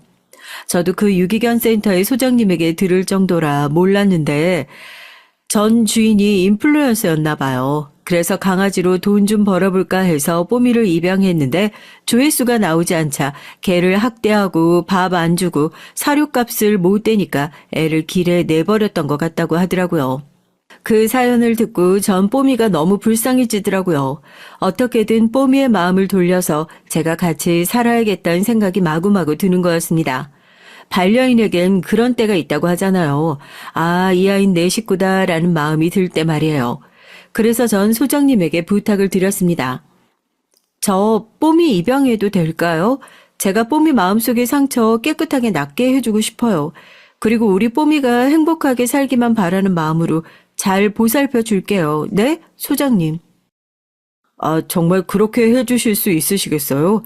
유진님 같은 분이 데려가신다면 우리 뽀미 정말 행복하게 살 수 있을 것 같아요. 그럼 데려가셔서 일단 임시보호를 해보세요. 제가 필요한 것들을 다 챙겨드릴게요. 그날 바로 전 뽀미를 데려왔어요. 뽀미의 애착 방석과 옷 몇 가지, 집으로 쓴다는 캔넬, 그리고 사료 조금과 배변 패드를 챙겨주시면서 소장님은 한박 웃음을 지으셨죠. 부디 뽀미랑 상성이 맞아서 저희 집에서 가족처럼 지내길 바란다고 하시면서 소장님은 저한테 용기를 주셨어요. 사실 전 개를 처음 키우는 건 아닙니다. 어릴 적에 저희 친정엄마가 사주신 강아지가 있었죠. 그 애의 이름은 티즈였어요. 말티즈 종이어서 그렇게 이름을 지어줬죠. 3남매 중 제가 막내라서 좀 집안에서 응석바지였던 기억이 나는데요. 그래서 제 오빠랑 언니에게 좀 많이 놀아달라고 치댔던 모양이에요. 그래서 어머니가 오빠 언니에게서 좀 벗어나라고 하면서 티즈를 사주셨죠. 제가 어렸을 적엔 애견센터가 여기저기 길에 막 널려있을 때였어요. 그래서 애견샵이나 마트에서 돈 10만 원에 강아지 살 수 있었을 때였습니다. 전 엄마와 함께 마트에 갈 때마다 거기 있던 강아지들을 보면서 사달라고 막대를 쓰는 금쪽 같은 아이였죠. 그런데 그때마다 엄마는 안 된다고 딱 잘라 말을 하셨던 것 같습니다. 유진아, 강아지 키우는 건 책임이 따르는 일이야. 네가 예쁘다고 해서 무조건 사서 갖고 노는 장난감이 아닌 생명이란 말이야. 놀 때만 네가 데리고 놀고 똥 치우고 목욕시키고 밥 주는 건 다른 사람이 한다면 진정으로 강아지 사랑한다고 할 수 있을까? 몰라. 강아지 사줘. 나 동생 필요해. 이 강아지 내 동생 할 거야. 제가 이렇게 마트에 갈 때마다 애견샵 앞에서 드러눕자 엄마는 매우 난감해하셨어요. 하지만 어머니는 참을성 있게 제가 조금 커서 초등학생이 될 때까지 절대 강아지를 사주지 않으셨습니다. 지금 와서 생각해보면 우리 어머니가 참 현명했던 것 같아요. 그러다가 제가 말을 많이 알아듣고 어느 정도 혼자 강아지를 케어할 수 있는 나이가 되자 그때서야 집안 식구들과 다 같이 의논을 하셔서 티즈를 데려왔던 거였어요. 우리 티즈는 수컷 말티즈인데요. 눈처럼 하얀 양같이 생긴 아이였습니다. 눈은 검고 영롱한 게 너무 귀여웠던 건 말할 것도 없고요. 전 그렇게 인생 첫 강아지를 갖게 됐던 거였습니다. 그때 제가 초등학교 3학년 때였어요. 전 티즈가 우리 집에 온 첫날 너무너무 기뻐서 티즈를 꼭 껴안고 잤습니다. 우리가 처음 만난 그날부터 티즈는 제 옆에서 떨어지지 않으려고 했어요. 우리 가족들을 전부 잘 따르긴 했지만 제가 주 양육자였기에 제가 준 밥만 먹고 저하고만 산책을 나가려고 했습니다. 전 그렇게 15년간 티즈와 즐거운 날들을 보냈어요. 물론 항상 좋은 일만 있었던 건 아니죠. 티즈가 아플 때 제 속도 타들어갔고요. 강아지는 아파도 말을 못하잖아요.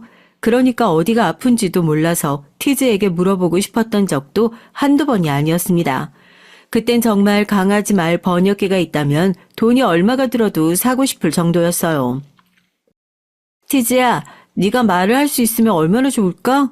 아파도 아프다고 말도 못하고 누나가 알아채주지 못한 거 미안해. 더 빨리 병원에 데려갔어야 하는 건데.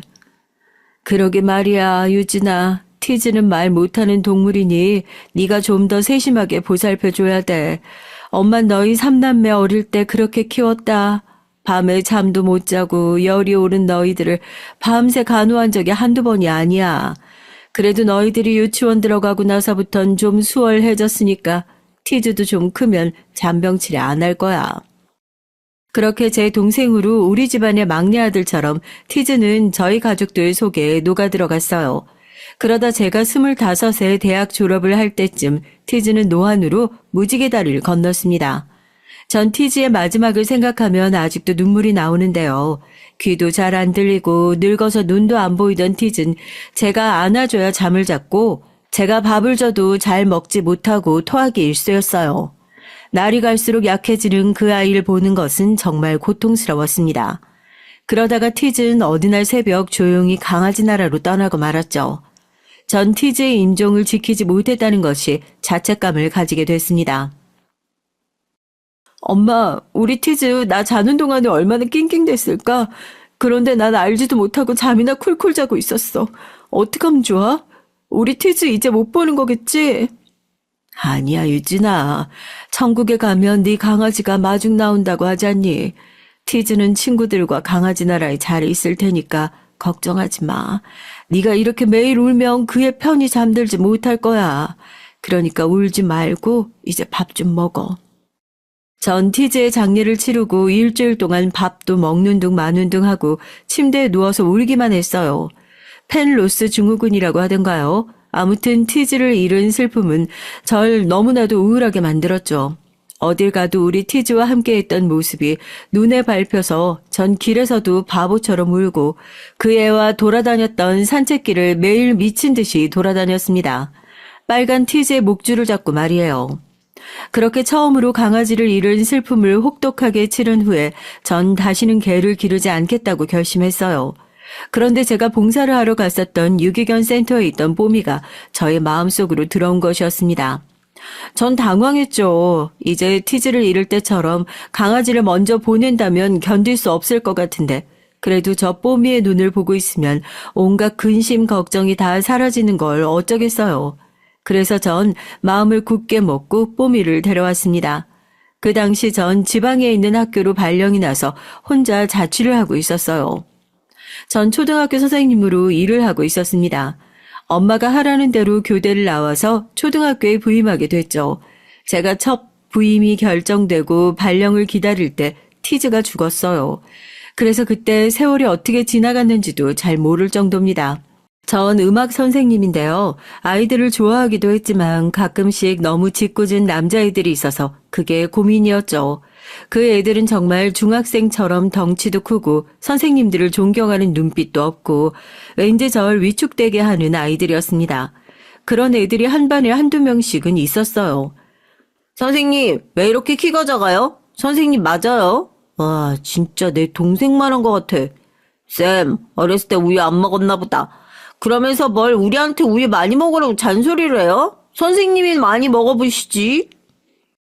얘들아, 선생님 놀리지 말어. 선생님도 상처받는단 말이야. 얼른 자리에 들어가 앉아.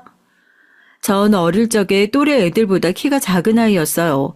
그 키가 성인이 돼서까지 쭉 이어진 경우죠. 그러다 보니 학교에는 저보다 덩치 크고 키 큰 5, 6학년 남자애들은 많았습니다. 그 애들이 속을 썩일 때마다 티즈가 내 곁에 있었으면 그런 못된 아이들을 짖어서 쫓아내줄 수 있을 거라 생각했죠. 전 마음속으로 그 애가 얼마나 보고 싶었는지 모릅니다. 그런데 제 휑한 마음속에 쏙 들어온 뽀민 이젠 없으면 안 될 나의 자식처럼 느껴졌어요. 어느 날 학교 수업이 끝난 후 뽀미랑 운동장을 산책하고 있었는데 다른 반 친구들이 저한테 와서 또 키가 작다느니 너무 말랐다느니 하면서 엄연히 선생님인 절 툭 치고 도망을 가는 것이었습니다. 전 평소에도 이런 일들을 많이 겪어서 화가 나고 얼른 뽀미를 끌어안고 학교를 나가려고 했어요. 그런데 뽀민 그 작은 몸으로 절 지키겠다고 그 아이들에게 무서운 기세로 짖는 거였습니다. 뽀미의 맹렬한 기세에 깜짝 놀란 아이들은 걸음만 나살려라 하고 도망을 갔죠. 그 후론 짓궂은 초등학생들의 괴롭힘은 없어졌어요. 그때부터 전 뽀미를 든든한 저의 보호자로 자식처럼 생각하고 키웠어요. 전 사실 결혼을 할 생각이 전혀 없었습니다. 그저 뽀미와 함께 늙어가는 것만이 소원이었어요. 하지만 저희 언니가 먼저 결혼을 했고 언니가 32에 낳은 조카딸이 너무너무 이뻤습니다. 그리고 언니와 형부는 아이를 낳고도 아무런 다툼 없이 아주 잘 사는 모습이 좋아 보였어요. 제 언니는 조카를 보러 언니 집에 온 저에게 하루는 이런 얘기를 하는 거였어요. 유진아, 너도 결혼해야지. 엄마 아빠도 원하실 거고 너도 나중까지 뽀미랑 같이 산다고 하지만 뽀미가 너보다 오래 살지는 않을 거잖아. 그러면 티즈가 죽었을 때처럼 또 슬퍼하기만 할 거야? 네 노후 걱정도 좀 해야지. 언니, 나도 좋은 사람 있으면 결혼하는 건 나쁘지 않다고 생각해. 하지만 우리 뽀미가 싫어하거나 못 키운다는 남자 만나서 뽀미랑 헤어지는 거 싫어. 그러니까 나한테 너무 결혼하라고 강요하진 말아줘. 아니, 난 우리 딸도 예뻐하는 널 보면 애도 잘 키울 것 같아서 그러지. 그리고 요즘 애기랑 반려동물 같이 키우는 집이 얼마나 많은데 나도 우리 딸 조금만 더 크면 마당 있는 집으로 이사가서 우리 딸이랑 같이 키울 강아지 입양할 생각이야. 너랑 티즈 보면 나도 강아지 키울 생각은 있었거든. 언제가 됐든지. 네 형부도 의논했지만 난 마당 있는 집으로 가서 아기랑 강아지 같이 키울 거야. 언니의 꿈을 직접 듣고 나니까 저 역시 강아지를 좋아하는 남자가 있다면 혼자 살겠다는 결심이 바뀔 것 같기도 했어요. 그래서 전 강아지와 같이 있는 사진을 카톡 프사에 등록했습니다. 우리 뽐이랑 함께 찍은 사진을 인스타그램에 올리기도 하고 같이 강아지를 좋아하는 사람 찾는다고 각종 커뮤니티 카페를 돌아다니면서 제 어필을 했고요. 그랬더니 많은 남자들이 연락을 해왔더라고요. 하지만 그중 제 마음에 드는 사람은 없었습니다. 만남이라는 게 원래 순서가 있는 법인데 지금 생각해보면 제가 남자를 사귀는 방법을 잘 몰랐던 것 같아요. 전 주말마다 등산이나 독서 동호회다 하면서 바쁘게 취미생활을 했어요. 그중에서도 특히 독서 동호회를 좋아했었는데요. 일주일에 한 번 동네 카페에서 만나서 같은 책을 읽고 감상을 서로 나누는 모임이었습니다. 전 처음엔 남자를 만나려고 독서 동호회를 들었지만 나중엔 정말 책이 좋아서 그 모임에 자주 얼굴을 비추게 됐죠. 그러다가 저와 취향이 맞는 남자를 만나게 됐어요. 그게 바로 제 남편이었죠. 남편은 문학을 좋아하는 사람입니다. 제 남편에 대해 잠깐 얘기를 해볼게요. 남편은 서울의 유명 대학 영문과를 나온 아주 머리가 좋은 사람이었어요. 그 사람은 독서 동호회에서 저를 보고도 처음엔 별로 관심을 가지지 않았죠. 저도 역시 그 사람이 조심스러웠고요. 그러다 어느 날 독서 동호회 주인장이 다른 지역으로 이사를 가는 바람에 회장 자리가 비었습니다. 그 팀의 사람은 딱 5명이었는데 회장과 남편을 제외하고는 별로 독서에 흥미가 없이 이성 친구라도 사귀려는 목적으로 동호회를 들었다면서 회장이 없어진 김에 이 모임을 파하자고 했습니다. 하지만 너무 아까워요. 다들 독서에 흥미를 가진 지 얼마 안 됐는데 지금 이 모임이 없어진다면 너무 아쉬울 것 같습니다. 어때요? 다른 사람들 더 모아서 우리끼리 한번 꾸려볼래요? 좋아요. 우리 학교 선생님들 중에 책 좋아하는 분들 계시니까 적극 홍보할게요. 그렇게 돼서 나갈 사람 2명은 나가고 저희 남편 그리고 은행 다니는 여자 직원 1명이 남아서 동호회를 계속하게 됐습니다. 남편이 모임의 회장으로 자연스럽게 이어지는 분위기가 됐고요. 학교에서 전 별로 눈에 띄지 않는 선생님이었습니다. 학과의 주축이 되는 선생님은 국어, 영어, 수학 선생님이었으니 전 음악 선생님이라 남는 시간이 많았어요. 어떤 땐 4시도 안 돼서 퇴근하는 적도 있었고요. 그래서 전 남는 시간에 남편과 만나 그 주의 책에 대해 1대1로 토론을 했습니다. 그러다가 사랑에 관한 책을 읽고 토론을 하게 됐고요. 전 남편이 저와 아주 잘 맞는 사람인 걸 알게 됐죠. 생각도 잘 맞고 취미도 맞는 사람이어서 전 점점 남편이 좋아지기 시작했어요. 하지만 제일 중요한 건 우리 뽀미와 남편의 상성이 잘 맞는지가 걱정이었습니다. 그래서 전 무려 1달간을 고민을 했어요. 남편에게 고백을 할까 말까 문제로 고민을 하다가 큰 마음 먹고 전 남편을 제 자취방으로 초대했습니다. 우리 뽀미를 보여주고 남편이 강아지를 싫어하면 고백을 하지 않기로 결심했어요. 진영 씨, 오늘 우리 집에 올래요? 그 전에 물어볼 게 하나 있는데 혹시 강아지 싫어하거나 무서워해요? 아니요, 저 어릴 적에 강아지 키웠어요. 하지만 웬일인지 일찍 죽었죠. 5년간 같이 살다가 병에 걸려서요. 그 후론 너무 슬퍼서 다시는 키우지 않고 있습니다. 남편의 대답을 듣고 전 뛸 듯이 기뻤습니다. 애초에 강아지를 싫어하는 사람이면 어쩌지 하고 걱정을 많이 했었거든요. 그래서 전 안심하고 우리 남편을 제 자취방으로 초대해서 뽀미를 보여줬어요. 그랬더니 그 사람은 갑자기 눈물을 뚝뚝 흘리는 거였어요. 제가 그 이유를 물었더니 어릴 적에 죽었던 자기 강아지랑 너무 많이 닮은 애라서 그랬다고 하더군요. 그러면서 저에게 뽀미를 안아봐도 되느냐고 물었습니다. 전 조심스럽게 뽀미를 남편에게 안겨줬어요. 뽀미는 유기견이라 경계심이 강한 애였어요. 하지만 신기하게도 뽀미는 남편에게 폴짝 뛰어 안겨서 기분 좋게 눈을 감는 것이었습니다. 전 남편과 뽀미가 잘 맞는다는 걸 알게 되자 너무나도 기뻤어요. 적어도 강아지 때문에 우리가 헤어질 일은 없겠구나 하고 생각했죠. 하지만 우리 남편이 아닌 남편의 어머니 때문에 우리가 결국은 헤어지게 됐습니다. 그 얘긴 차차 하기로 하고요. 전 남편과 뽀미가 잘 맞는 걸 확인하자마자 친정 어머니께 말씀드려서 이 사람과 결혼을 하겠다고 했습니다. 저희 어머니는 안 그래도 제가 지방에 있는 학교 앞에서 혼자 자취하고 있는 걸 걱정스럽게 생각하고 계셨나 봐요. 제가 사귀는 남자가 있다고 말을 하자마자 정말 번개처럼 그 사람을 한번 만나보자고 해서 자리가 마련됐어요. 남편은 우리 친정엄마의 마음에 쏙 드는 사람이었고 어머니는 아버지를 움직여서 우리 가족 모임에 남편을 초대하게 됐습니다. 그 자리에서 남편은 우리 가족들에게 전부 눈도장을 찍게 됐죠. 우리 가족들은 전부 남편을 좋아했어요. 처음에 오빠는 내가 결혼할 나이가 되지 않았다고 하면서 제 결혼을 반대했지만 남편을 만나보곤 마음이 달라졌습니다. 유진아, 너 언제 이런 훈남을 만났어? 군뱅이도 그러는 재주가 있다더니 난 네가 남자친구 한 번도 집에 데려온 적이 없길래 연애 고자인 줄 알았더니 아니었네?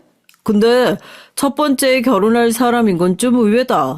뭐가 그리 급해서 이 오빠보다 더 먼저 가려고?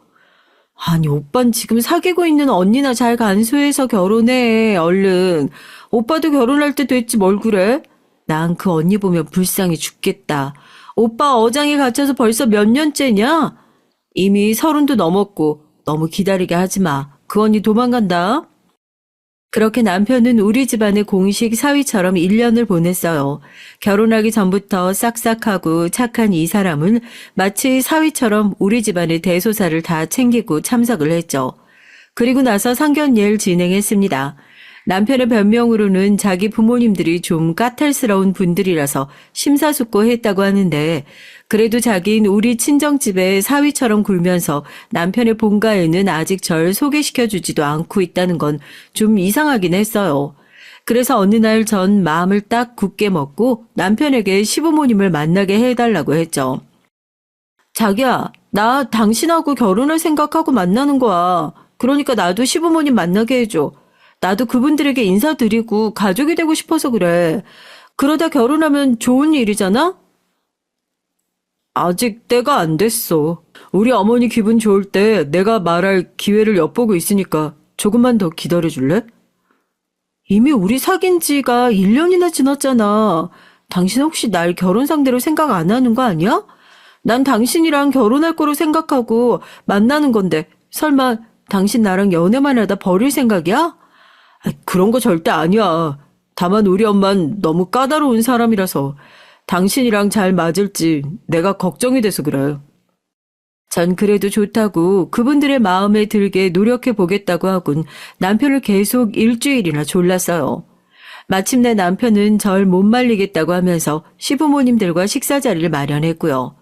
그날 전 시어머니를 처음 만났습니다. 시아버진 점잖게 생기셨고 정말 선비 스타일의 은퇴한 은행장님이셨어요. 금융계에서 종사하신 분이라서 남편의 집안은 부유했고요. 외동 아들이었던 남편은 큰 별일 없는 한 그 집과 재산을 물려받을 단 한 사람의 상속자였습니다. 하지만 시어머니는 정말 신경질의 얼굴이 딱 보이는 그런 심술궂은 분이었어요. 어린에게 이런 말을 하면 안 되는 건 아주 잘 알지만 제 시어머니는 프렌치 불독처럼 생기셨거든요. 불독들은 주름이 많은 게 귀엽잖아요. 그런데 사람은 아니더라고요. 엄청 뚱뚱하신 데다가 얼굴 살은 늘어져서 턱은 세 겹인데 그게 정말이지 불독을 연상케 하더라고요. 그리고 무엇이 불만이신 건지 항상 입은 축 처져 계신 분이었습니다. 전 시어머니의 얼굴을 본 후 남편이 왜 걱정을 했는지 단박에 알았죠. 어머니, 아버님 안녕하세요. 전 이유진이라고 하고요. 지금은 충북 청주의 초등학교에서 근무하고 있습니다. 과목은 음악이고요. 잘 부탁드리겠습니다. 그래. 우리 아들한테 얘기 많이 들었어요. 아가씨가 학교 선생님이라니 아주 내가 마음에 쏙 들었어요. 그리고 우리 진영이가 독서를 좋아하는데 그럼 아가씨도 책 좋아하나? 아유, 우리 진영이가 책 좋아하는 거야. 어릴 적부터 책벌레였지 뭐. 얘는 그냥 밖에 나가 놀질 않았다니까. 맨날 책만 사달라고 하고. 그런데 아가씨, 부모님은 뭐 하시는 분들이야? 전 시아버지 시어머니가 한꺼번에 저에게 질문을 하셔서 정신이 하나도 없었어요. 그래서 잠깐 생각하느라 대답할 타이밍을 놓치고 말았습니다. 그랬더니 시어머니는 신경질을 버럭 내시는 게 아니겠어요? 아니, 어른이 물으면 제깍제깍 대답을 해야지. 뭐 하느라고? 아가씨, 내 질문 듣긴 한 거야? 응? 아니, 두 분이 따로 물어보셔야지. 연달아 질문을 하니까 우리 유진이가 당황해서 그런 거예요.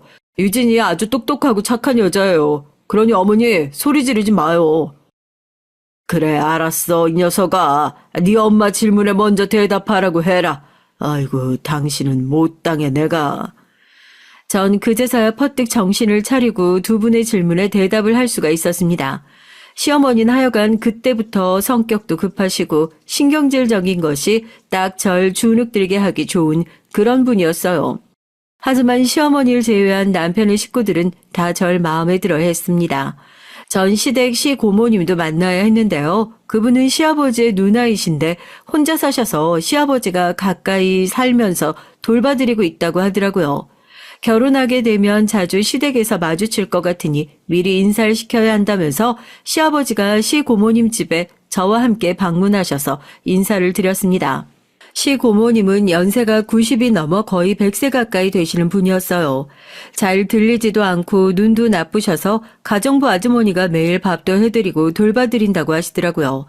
시아버지가 말씀하시길 시어머니는 시고모님과 사이가 나쁘셔서 이 집에 와보지 않으신다고 하셨습니다. 전 혼자 외롭게 사시는 시고모님이 너무 불쌍하게 생각이 됐죠. 이런 말 하긴 그렇지만 노아는 사람이나 강아지나 비슷한 상황이잖아요. 우리 티즈가 죽기 전에 이런 상태였거든요. 눈도 잘 안 보이고 귀도 잘 안 들려서 어디로도 움직이기 무서워하면서 가만히 앉아만 있고 엎드려 있다가 죽었어요. 시고모님은 그래도 집안에서 휠체어 타시고 병원 갈 땐 차를 타고 다니신다고 하더라고요. 그래서 전 결혼하면 시고모님을 병원 모시고 갈 때 제가 봐드리겠다고 했습니다. 그랬더니 시어머님은 그럴 필요 없다고 처음엔 손사래를 치시면서 거절을 하셨어요. 새아기 네가 신경 쓸 필요까지 없단다. 우리 누님은 내가 돌봐드려야 하는 분이야. 아니에요. 저도 뭐라도 도와드리고 싶은 마음에 말씀드린 거예요. 결혼하면 정근 신청 된다고 하니까 서울 올라와서 시고모님 댁 근처 살면서 돌봐드리고 싶어요. 시아버진 말이라도 고맙다고 하시면서 몇 번이고 제 손을 잡고 등을 두드려 주셨어요. 시어머니는 시댁 어른들 일이라면 듣기도 싫어한다고 하면서 시아버진 저에게 시어머니의 흉을 잠깐 보셨습니다. 전 예의 있게 못 들은 척 했고요. 하지만 심정적으로는 동감할 수밖에 없었습니다. 남편과 결혼을 하자 시어머니의 심술궂은 성격은 그대로 저에게 힘든 시집살이의 형태로 나타났으니까요. 시어머니는 별일이 없는데도 저녁마다 전화를 하라고 하시면서 절 괴롭히기 시작하셨어요. 매일 자기 전 안부 전화는 물론이고 일주일에 한 번씩 본가에 와서 저녁을 먹으라는 것이었습니다. 전 처음엔 신혼에는 며느리가 다들 그러고 사나 보다 하고 주말도 없이 시댁에 계속 갔죠. 하지만 그게 5, 6개월이 넘게 지속되고 나니까 저도 좀 지치더라고요. 주중엔 학교에서 애들이랑 주임 선생님, 교장 선생님한테 치이는데 주말 집에서 쉬지도 못하고 시댁을 가야 했으니까요. 전 점점 지쳐서 남편에게 어느 날 불평을 했습니다. 우리 친정에도 이렇게 하진 않는다고요. 우리 친정엄만 일단 시댁이건 친정이건 부모님 집에 자주 가는 것 자체를 별로 좋아하지 않으셨어요. 독립적인 성격이신지라 제가 결혼하고 친정에 좀 가려고 하면 친정엄만 그날 본인이 약속 있다고 하시면서 집에서 쉬라고 하는 분이었습니다. 하지만 시어머니는 전업주부다 보니 할 일이 정말 없으셨나 봅니다. 게다가 남편이 외동 아들이니 얼마나 남편에게 기대를 하고 아마 모르긴 몰라도 남편이신 시아버지보다 더 남편처럼 의지하셨던 게 분명해요. 게다가 시어머니는 제가 결혼 전에 시아버지와 했던 약속, 즉 시고모님 댁에 들러서 돌봐드린다는 그 부분을 특히 마음에 안 들어 하셨어요. 어느 날 시어머니는 시댁에 갔던 김에 집에 오기 전에 항상 시고모님 댁에 들려서 같이 저녁 먹고 집으로 갔던 일을 말씀하시면서 저한테 그러시는 거였습니다. 네가 남편 누나를 돌봐드리겠다고 했다면서?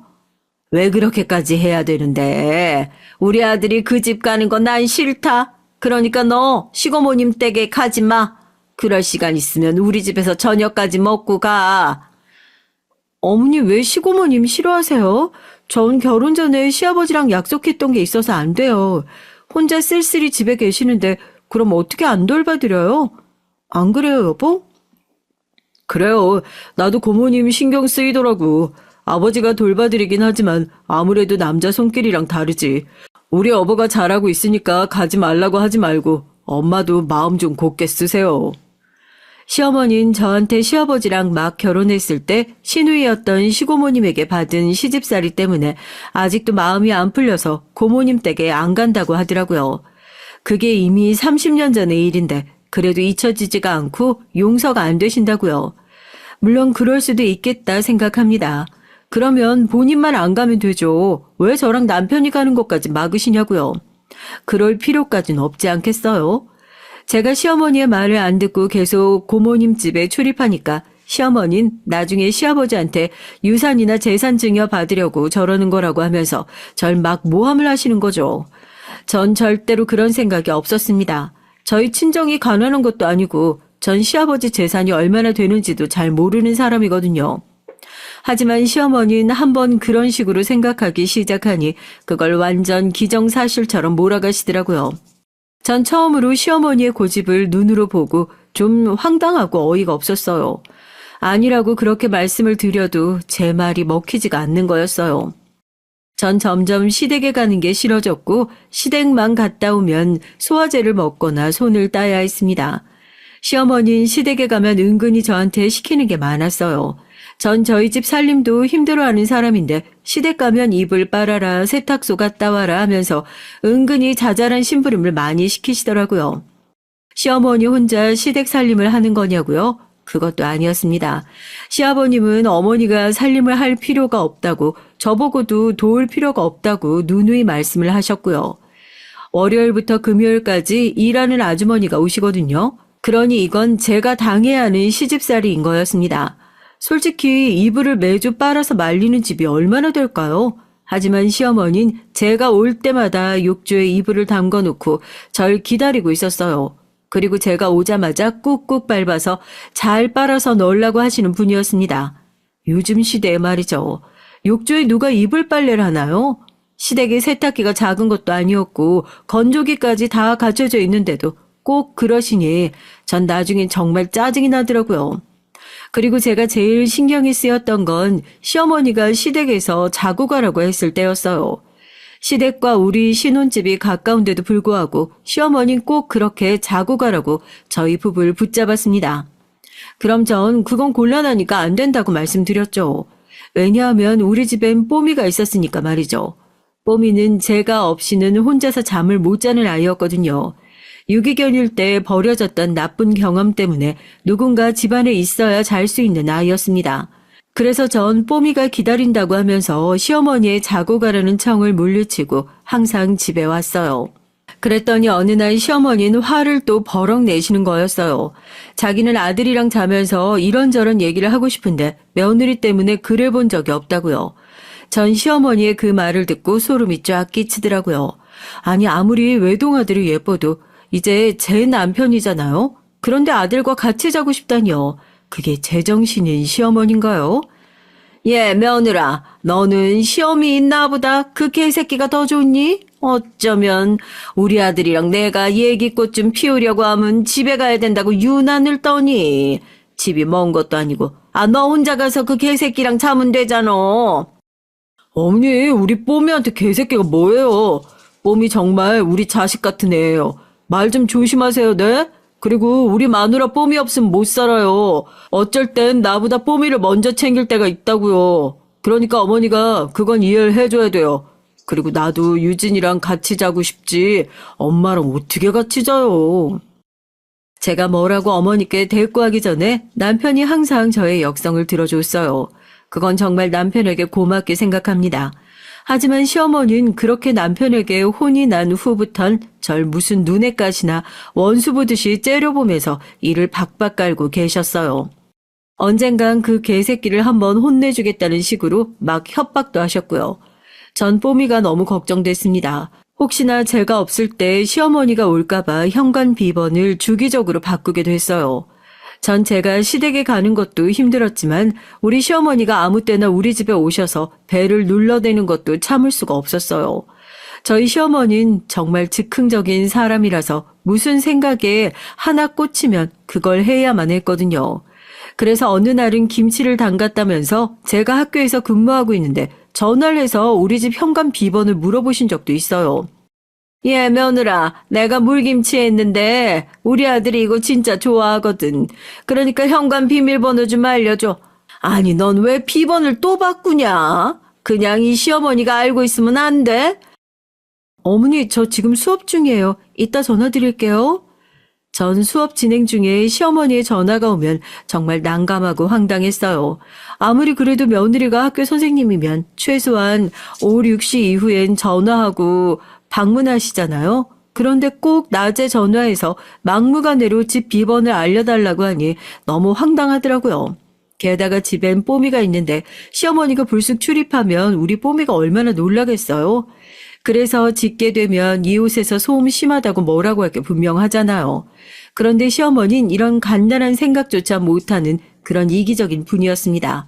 본인 스케줄이 제일 중요하고 전업주부이니 아무 때나 아들 집에 가도 된다고 생각하는 그런 무개념의 시어머니였어요. 그렇게 알게 모르게 저와 시어머니 사이인 어긋나 삐걱거리는 채로 3년이란 시간이 흘렀죠. 결혼한 지 3년이 지났고 이젠 시어머니가 절 포기하실 때도 된 것 같은데 시어머니는 절 포기 못하시고 계속 시집살이를 시키셨습니다. 그나마 남편이 시어머니와 싸워서 매주 시댁에 가던 걸 2, 3주에 한 번으로 줄였고 시고모님에게 가서 돌봐드리는 것도 더 이상 타박을 하시진 않긴 했어요. 하지만 여전히 제가 시댁에 갈 때마다 무슨 구실이라도 붙여 시어머니는 저에게 스트레스를 안겨줬습니다. 최근엔 그 스트레스가 저에게서 우리 뽀미한테로 옮겨간 듯한 느낌을 많이 받게 됐죠. 예, 너 진짜 그 뽀미라는 걔랑 같이 살아야 되니? 아, 너희들도 애기 가져야 되잖아. 아, 근데 걔가 있으면 애기 갖기 힘들다면서. 걔가 애기 질투해서 물기라도 하면 어쩌려고? 어머니, 저희들 애긴 적당한 때 남편이랑 의논해서 가질 거고요. 뽀미는 당연히 우리 아기랑 같이 키울 거예요. 그러니 어머니가 걱정하실 일은 하나도 없으세요. 얘가 또 싸가지 없게 말하는 것 좀 봐. 내가 걱정이 돼서 그러는 거야. 근데 넌 항상 시어미가 말을 하면 거기에 꼭 토를 달더라. 버리장머리 없는 건 니네 친정에서 배웠니? 이쯤 되면 전 시어머니의 말을 못 들은 척하고 남편의 총각대 쓰던 방으로 들어가 버렸죠. 남편이 시어머니에게 잔소리를 해서 이해를 시켜야 하는 타이밍인 것이었어요. 전 그렇게 시어머니와의 관계를 단절시켜 버렸습니다. 도무지 말이 안 통하는 사람이었으니까요. 전 제가 살기 위해서 귀를 막아버렸어요. 여러분은 이해가 가시나요? 이런 시어머니가 있으셨던 분들은 알 수도 있으실까요? 그렇게 끊임없는 시어머니의 잔소리들을 견디면서 살아가던 중에 전 그 사건을 온몸으로 맞이해야 했습니다. 그건 우리 시어머니가 제 허락도 받지 않고 뽀미를 어딘가로 팔아버렸던 아주 지금까지 생각하면 끔찍한 사건이었어요. 그 일 때문에 전 더 이상 시어머니와 같은 공간에 있기도 싫어졌습니다. 남편도 덩달아 꼴보기가 싫어졌고요. 우리 남편은 아무 죄가 없는 사람인데도 그 악마 같은 시어머니의 아들이라는 것만으로도 끔찍하더라고요. 이게 다 제가 뽀미를 너무 끔찍하게 사랑해서 일어난 일이라고 우리 시어머니는 오히려 제 잘못으로 덮어 씌워 버리더라고요. 제가 지금부터 얘기하는 저와 우리 뽀미 그리고 시어머니 사이에서 일어난 끔찍한 사건입니다. 여러분들 잘 들어주시고 누가 잘못했는지 잘잘못을 가려서 사이다 댓글 부탁드려요. 우리 뽀미는 자기를 좋아하는 사람과 싫어하는 사람을 아주 기가 막히게 구분할 줄 아는 아이였어요. 아무리 길거리에서 애들이 꼬셔도 절대 먹을 것에 혹하지 않고 장난꾸러기들에겐 가지도 않는 똑똑한 아이였습니다. 뽀미가 따르는 사람은 제 단골 수의사 선생님하고 저 그리고 남편뿐이었죠. 당연히 뽀미는 시어머니가 집에 들어오는 걸 아주 싫어했어요. 게다가 시어머니는 우리 집에 오시면 꼭 우리 뽀미를 때리거나 발길질을 하는 못된 행동을 일삼으셨습니다. 시어머니는 개가 짖는 소리를 아주 싫어하셔서 뽀미를 망할 개새끼라고 부르셨고요. 그래서 전 시어머니가 우리 집에 자주 출입하는 걸 달가워하지 않았던 거였습니다. 뽀미도 시어머니를 싫어하고 무서워했으며 시어머니도 뽀미에게 해코지를 했으니까요. 그러던 어느 날 제가 수업을 마치고 집에 들어오니 뽀미가 어디에도 없는 것이었어요. 전 기절할 듯이 놀라서 집안을 샅샅이 뒤졌습니다. 하지만 뽀미는 아무데도 보이지 않았죠. 전 정신없이 밖으로 나가 뽀미를 찾아다니기 시작했습니다. 남편에게도 울면서 전화를 했고요. 여보, 우리 뽀미가 없어졌어. 어떡해. 나 경찰서에 신고하러 가고 있어. 내가 최대한 빨리 집으로 갈게. 경찰서에서 강아지 찾아줄 것 같진 않아. 우리가 찾아보자. 당신 집안에 있는 CCTV 확인해 봤어? 전 그제야 정신이 들어 집 안으로 달려갔죠. 그리고 CCTV를 확인했습니다. 우리 뽀미가 혼자 집에 있는 시간에 외롭지 말라고 제가 달아둔 것이었어요. 그랬더니 거기엔 경악할 만한 사실이 담겨 있는 게 아니겠어요? 시어머니가 낮 2시쯤 집에 몰래 들어와 뽀미를 확 안더니 캔넬에 몰아넣고 도망치듯 집을 나가는 영상이 찍혀 있었습니다. 범인은 시어머니였어요. 제가 이 사실을 알고 얼마나 절망에 빠졌는지 여러분은 상상도 못하실 것 같네요. 저는 눈물을 흘리면서 슬리퍼 차림으로 시댁으로 가서 시어머니에게 마구 따졌습니다. 어머니, 우리 뽀미 어떡하셨어요? 시댁에 데리고 계신 거예요? 왜 우리 집에서 뽀미를 납치하셨냐고요? 왜? 그 개새끼 내가 좋은 거 보냈어. 우리 아들보다 더 끔찍하게 생각하는 그 새끼 이제 절대 못 볼 거다. 왜 우리 아들이 번 돈을 그 개새끼 준다고 사료 사고 장난감 사니? 그리고 왜 애기 가지라니까 개새끼 끼고 산다고 안 가지려고 하고. 전 너무나도 화가 치밀어 시어머니의 뺨을 한 대 갈겼습니다. 시어머니 많이 놀라 숨이 점점 거칠어지더니 제 뺨을 되려 갈기시더라고요. 그러면서 부들부들 떠는 것이 정말 악마가 따로 없었어요. 그래도 분이 안 풀리셨는지 시어머니는 저한테 맞은 뺨을 부여잡고 갑자기 울음을 터뜨리시는 거였습니다. 아이고, 이년이 며느리가 사람 치네. 네가 시애미를 때려? 너 아주 개에 미쳐서 정신이 나갔지? 미치신 건 어머니죠. 어떻게 저 몰래 우리 뽀미를 갖다 버려요? 어딨어요? 우리 뽀미 데려간 거 빨리 말해요. 안 그러면 어머니를 경찰에 동물학대로 신고해버릴 거예요. 저도 정신 나간 듯이 막 소리를 쳤어요. 그런데 운이 나쁘게도 남편이 그 상황에 시댁으로 달려 들어온 거였습니다. 남편은 이미 아수라장이 된 시어머니와 절 보고 놀라서 눈을 휘둥그렇게 뜨고 저에게 물었어요. 정말 제가 어머니를 때린 거냐고요. 그래서 제가 악에 받쳐서 마구 소리를 질렀습니다. 그래, 나 어머니 때렸어. 근데 우리 뽀미 데리고 나가서 팔아버린 범인이 어머니야. 바로 확인하고 집에서 오는 길이라고. 근데 어디 갔는지 말을 안 하셔. 어떡해? 우리 뽀미 개장수한테 팔려갔대. 나 어떡해? 저는 시댁의 마룻바닥에 주저앉아 서럽게 통곡을 했습니다. 뽀미의 마지막 얼굴이 잊혀지지 않았어요. 분명 아침에 출근을 했을 때 인사하면서 제 손을 핥던 아이였는데 그 아이를 이제 다시 못 본다고 생각하니까 정신이 나간 것 같았습니다. 전 당장 시어머니를 동물학대로 신고했어요. 하지만 경찰은 출동을 하더니 또 가족 내 일이라면서 개입하기를 꺼리는 것이었어요. 동물권은 어디 간 건지 출동한 경찰 중 한 명은 그깟 개 한 마리 때문에 신고를 하지 말란 식으로 훈계까지 하더라고요. 전 악에 받쳐서 시어머니가 가장 좋아하는 것을 저도 빼앗겠다고 큰 소리로 선언하고 말았습니다. 그리고 집에 와서 머리를 싸매고 곰곰이 생각을 해봤죠. 그랬더니 시어머니는 지금 살고 있는 80평짜리 저택 같은 아파트를 제일 사랑하시는 거였어요. 틈만 나면 인테리어를 바꾸거나 쓸고 닦고 하시면서 시어머니는 집을 아주 끔찍하게 생각했습니다. 그래서 전 인터넷을 뒤져서 그 집의 시세를 알아보고 근처 부동산에 20억짜리 아파트를 반으로 뚝 잘라 10억에 내놨죠. 부동산 사장님은 제 얼굴을 아니까 시댁에 이사를 가는 거냐고 물어보시길래 전 그렇다고 했어요. 더 좋은 땅 찾아서 시골로 간다고 거짓말을 했죠. 부동산에선 이게 웬 떡이냐면서 팔리면 제게 연락 주겠다고 하더라고요. 전 시어머니에게 연락 말고 저한테 해달라고 했습니다. 어머니는 이사 준비로 바쁘다고요. 시가 20억 원인 아파트가 10억에 나왔으니 부동산들에선 난리가 났죠. 당장 살 사람이 생겼다고 하면서 줄줄이 집을 보러 온다는 것이었습니다. 그래서 전 시댁 주소를 가르쳐주고 가보시라고 했고요. 그랬더니 득달같이 시어머니에게 전화가 오더라고요. 시어머니는 화가 몹시 나서 저한테 쌍욕을 마구 퍼부었습니다. 야, 이 미친년아, 네가 뭔데 우리 집을 부동산에 내놔? 미쳤어? 누구 맘대로 너네 집도 아닌 우리 집을 판다고 지랄이야.